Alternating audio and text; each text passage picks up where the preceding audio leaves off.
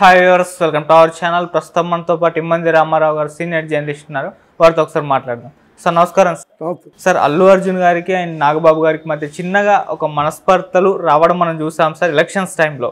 ఆ తర్వాత అవన్నీ కూడా కన్క్లూడ్ అయిపోయాయని చెప్పేసి వార్తలు వస్తున్నాయి, కాలేదని వార్తలు వస్తున్నాయి. ఈ నేపథ్యంలో నాగబాబు గారిని అల్లు అర్జున్ గారిని ఉద్దేశించి ఏదైనా చెప్పాలని నెటిజన్స్ కోరగా ఆయన అల్లు అర్జున్ గారి పైన ఇంట్రెస్టింగ్ కామెంట్స్ చేస్తారని చెప్పేసి వార్తలు అయితే రావడం చూస్తున్నాం సార్.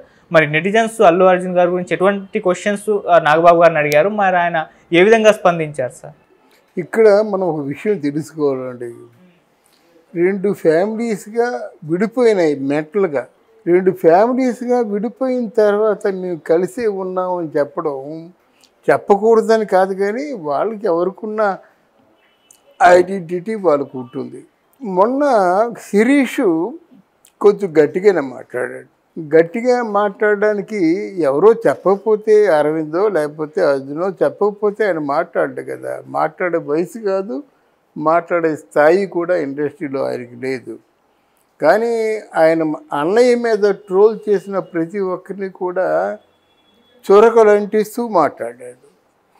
ఆ మాటల్లో కొంతమంది జర్నలిస్టులు అడిగే ప్రశ్నకి ఒక్కొక్కరిని గురించి అడిగినట్టయితే, వాట్ అబౌట్ పవన్ కళ్యాణ్ అన్నారు.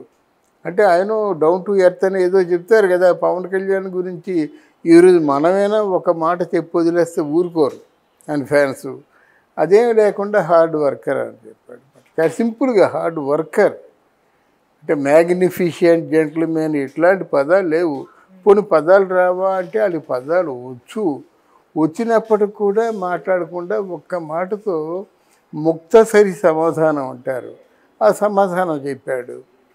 వెళ్ళి జనరల్గా వాళ్ళకి ఉంటుంది, ఎదురు చూస్తుంటారు కదా. అదేంటంటే ఒక హార్డ్ వర్కర్తో తీసి పారేశారు అని అక్కడెక్కడ మోసేవాళ్ళు, ఇక్కడే అక్కడ మోసేవాళ్ళు ఉంటారు కదా.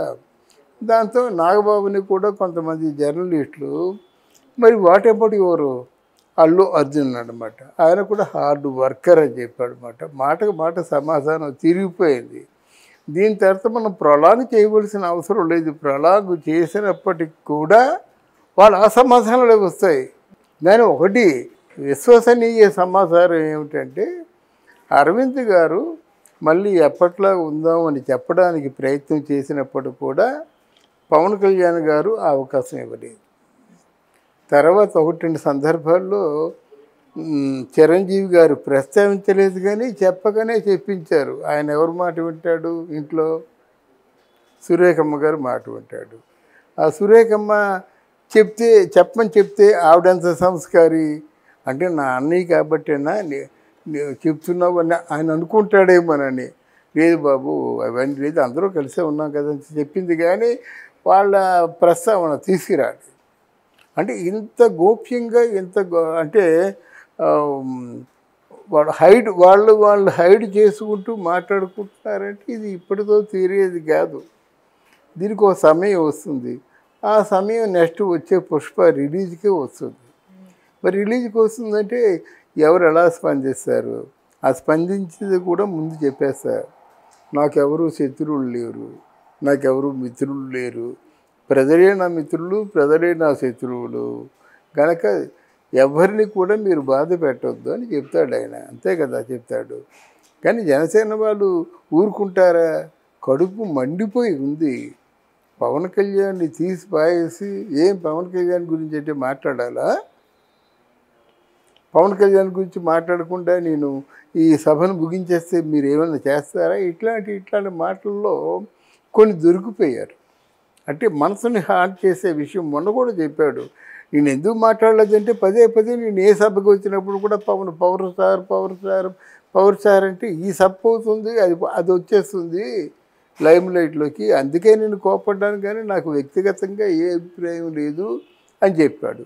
అది వ్యక్తిగతంగా ఏ అభిప్రాయం లేదంటే జనసేన మీద ఏదో ఒక అభిప్రాయం ఉంది కదా అని అర్థం వచ్చేలా మాట్లాడు.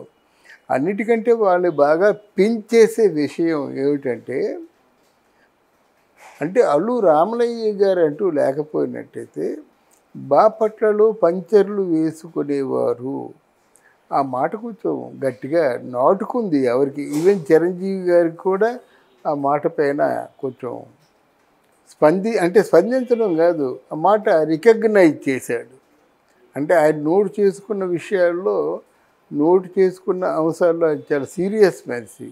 అంటే బయటికి కనిపించదు, కానీ ఎవరైనా పొరపాటున మాట తూలినట్టయితే అది మనసులో పెట్టుకుంటాడు. 20 ఏళ్ల తర్వాత చెప్తాడు మాట. అటువంటి ప్రస్తావన వీళ్ళిద్దరి మధ్య జరుగుతుంది కాబట్టి ఇది మనం ప్రత్యేకించి మాట్లాడుకోవాల్సిన అవసరం లేదు. అల్లు రామలింగయ్య, మెగాస్టార్ చిరంజీవి గారు అనేటువంటి భాగాలుగా ఎప్పుడూ మానసికంగా విడిపోయినారు. దానికి కారకుడు అక్కడ అర్జున్, ఇక్కడ పవర్ స్టార్. ఎందుకంటే ఆయన మనసులో ఉంటుంది కదా. అందువల్ల పవర్ స్టార్ గారు చాలా సూపర్ స్టార్ అని చెప్పాడనమాట. అంటే అది చాలా పెద్ద పోటు, అది కచ్చిపోటు లాంటిది అనమాట.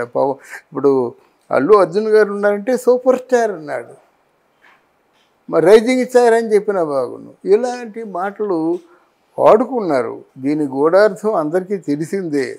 తెలిసిన తర్వాత కూడా ఈ మన మీడియా వాళ్ళు ఏం చేశారంటే ప్రత్యేకంగా ఒక చర్చకు తావిస్తారన్నమాట. ఆయన ఎందుకు ఇలాగన్నాడు, ఈయన ఎందుకు అలాగన్నాడు అంటే వాళ్ళు అన్నారు, వాళ్ళు కనుక అంటారు, మనం అంటామా? అందువల్ల దాన్ని అర్థం చేసుకొని ఈ ప్రస్తావనను పొడిగించకుండా ఉండడం మంచిదని నేను అనుకుంటున్నాను. ఓకే, అంటే నాగబాబు గారు తన తప్పు తెలుసుకొని ఈ విధమైన పాజిటివ్ రెస్పాన్స్ ఇచ్చారని చెప్పేసి కామెంట్లు పెడుతున్నారు. నెవర్ నాగబాబు గారి గురించి నాకు బాగా తెలుసు.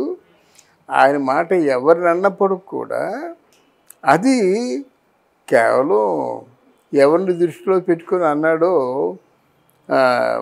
తెలుసు. మొన్న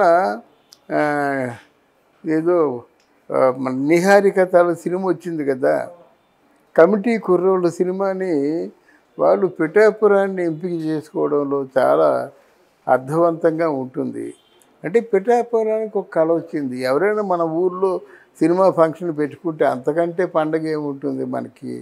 అటువంటి సందర్భంలో నేను పవన్ కళ్యాణ్ గారి అమ్మాయిని అని గట్టిగా చెప్పే అవకాశం ఉంది.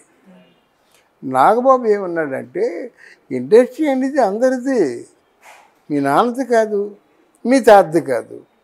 అంటే ఏంటి, అరవింద్ గారిది కాదు, మీ తాతది కూడా కాదు, రామలింగి గారి కూడా కాదు, ఇండస్ట్రీ అందరిది అని ఆయన చెప్పాడు. ఆ మాటల్లో ఒక పొగరు ఉంది, నేను మేము అనే అహంకారం ఉంది. తర్వాత మంచెప్పుడే నాగబాబు డౌన్ అవ్వలేదు, ఎందుకంటే ఆయన వ్యక్తిత్వాన్ని ఎప్పుడూ చంపుకోలేదు. అందువల్ల ఆయన మాటలు సూటిగా వాళ్ళకే తగులుతాయి, ఇంక వేరే ఎవరు లేరు.